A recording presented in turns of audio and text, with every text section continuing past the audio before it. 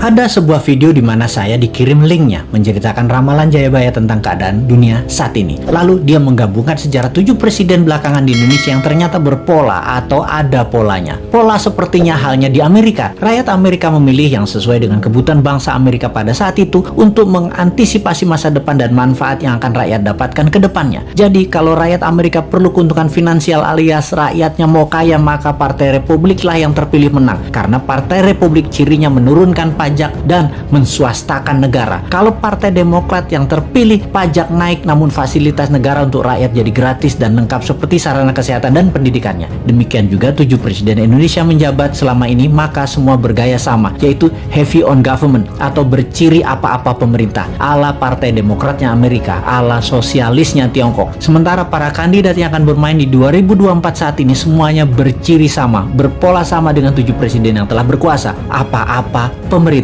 Hanya Bosman Sontoloyo yang punya konsep heavy on swasta atau menswastakan kegiatan membangun ekonomi terbesarnya dan menurunkan pajak konsepnya seperti Partai Republiknya Amerika. Untuk hal ini memang kembali ke masyarakat karena konsep menswastakan pemerintah belum pernah terjadi sebelumnya, atau mengikuti swasta terutama UKM dalam porsi besar lebih dari 80% ekonomi belum pernah terjadi sebelumnya dalam 7 pemerintahan yang telah berjalan. Selama ini memang tenaga kerja 96% diserap UKM, namun ekonomi UKM hanya 40% saja dari porsi ekonomi nasional. Sisanya adalah anggaran pemerintah dan oligarki. Sudah 7 presiden polanya ya seperti ini.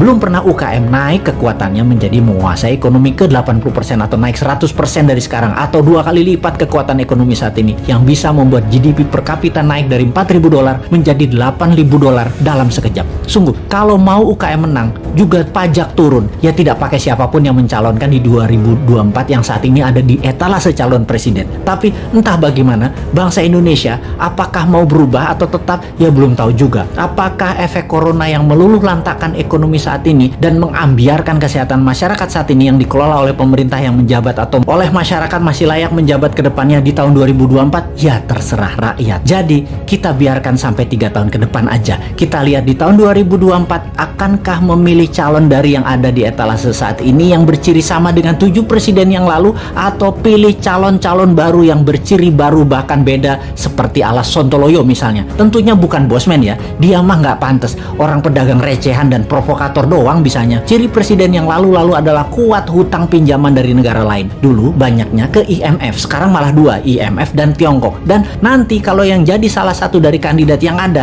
rasanya sama, berhutang juga. Hanya konsep bernegara MMT yang berani cetak duit berbasis proyek anak negeri. Proyek ini berbasis UKM. Kalau UKM mau maju ya pilih model MMT. MMT itu pro swasta banget dan menurunkan pajak. Kalau lihat dari pajangan etalase, ya mereka kebanyakan memuja pilihannya tadi hanya orangnya, bukan konsep bernegaranya. Karena tidak satu pun punya konsep. Asli mereka yang mau jadi presiden saat ini punyanya satu, bagaimana jadi populer agar terpilih. Mek ngono tok ilmunya. Bener deh, bagaimana supaya Anda memilih mereka? Citra aja dibenerin, bukan konsep yang mereka jual. Kalau Bosman, citranya kan kampungan, provokator, komentarnya norak, kulitnya hitam. Jadi karena karakternya nggak bisa dijual, maka dia jual konsep. Itu pun norak. Mainstream ya tetap maunya ngutang asing. Yang anti hutang asing kecil banget, yang mendukung UKM malah nggak ada. Akhirnya UKM-nya senang ngutang juga kalau cari duit. Kapan berubahnya bangsa ini? Begitu kuat doktrin minjem itu di kepala semua pejabat sampai UKM-nya pun tidak ada alternatif lain. Kembali ke video yang linknya saya dapat